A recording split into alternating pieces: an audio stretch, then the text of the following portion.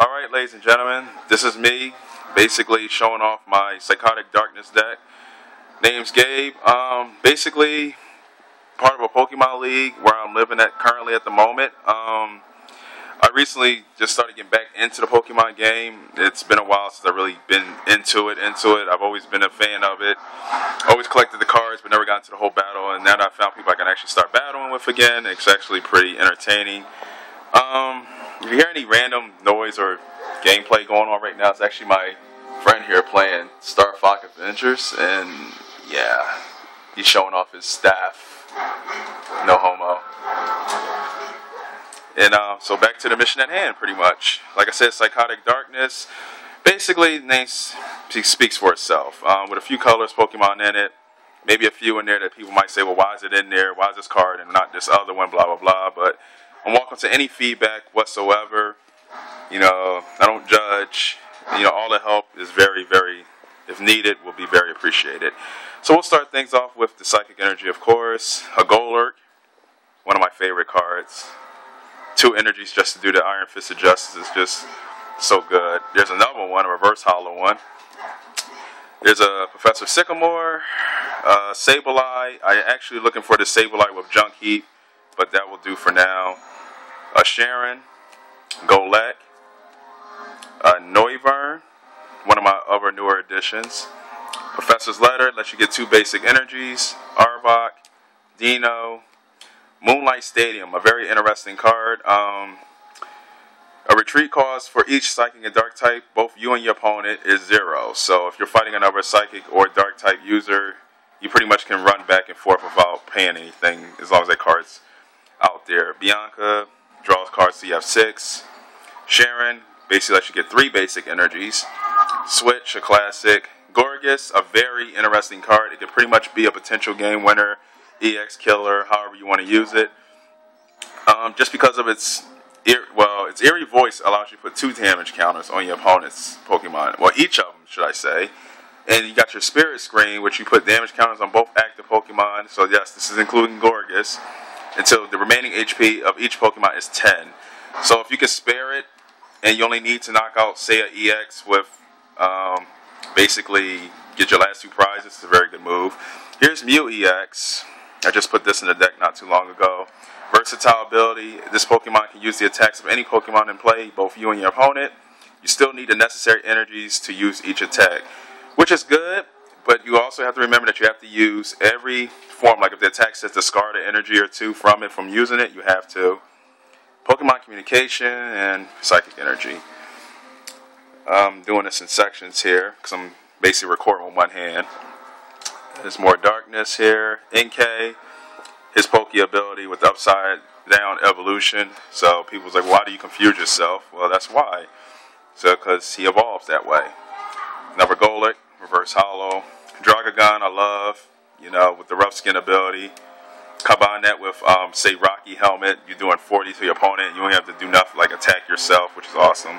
Pumpkin Boo, Noibat, Darkrai EX with the Dark Cloak. Any Pokemon that has any dark energy attached to it, he can just run and not pay anything. So in the combination with that with Shadow Circle, you don't have to worry about weakness. So I think I might put that in the deck and take Moonlight out. Double colorless. Pokemon Catcher allows you to basically swap out a Pokemon on your opponent's side for another. Hydreigon, if that's how you pronounce his name, that's how I've been calling it. Another cool card. Hypnotoxic Laser. I love this card. I'm actually looking to put another one in here. Your opponent's active Pokemon is poisoned. Flip a coin of heads. He's also asleep. Dragagon again. Zoelis. Muscle Band, one of my favorite cards. It gives you a boost of 20 to your attack. Darkness Energy. And for the third part of this section here, got Zora, double colorless, Mewtwo EX with his X-Ball ability and the side drive. Pretty badass. I'm pretty sure you people know how it works. You know, it's many energies on you defending Pokemon.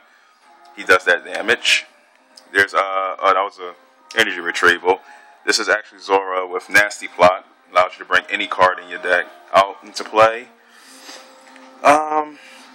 Yvectol EX, very interesting card. Evil Ball does 20 already, so say the 2 energies required you do. That's 60 damage pretty much happening, not counting whatever your opponent has on his side of the field. Shauna, Dark, Zoroark, one of my personal favorites.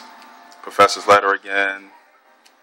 Malamar, the male version. I like the male a little bit better than female, but if you're a deck destroyer, of course you'll pick the female one. Cedric Juniper, interesting card. I basically put any Pokemon, with as long as the height is on the card, of course, down, face down, in front of my opponent. I tell them who it is, they guess the height. They get it wrong, I draw 3 cards, but if he or she gets it right, they draw 3. So it's like, you know, a really good Poke knowledge thing, like how much do you really know your Pokemon? Because, in other words, I think a person would be pretty pissed off if you play that card if they don't really know the heights. Evosoda. You basically search your deck for evolution Pokemon that's in play, and you put it onto it. This does count towards evolution, so you can't play this card and then say, oh, I'm evolving because I played the item. No, this actually counts towards it. So if you have 2 Pokemon or 3 that can evolve, choose wisely. Ekans, of course, the original. Dark Energy, Psychic again, and I think that would be it, yeah. And last one not least is Skyla, which lets you get a trainer. So that's pretty much my deck there, all in one nutshell. My little Yvectol charm.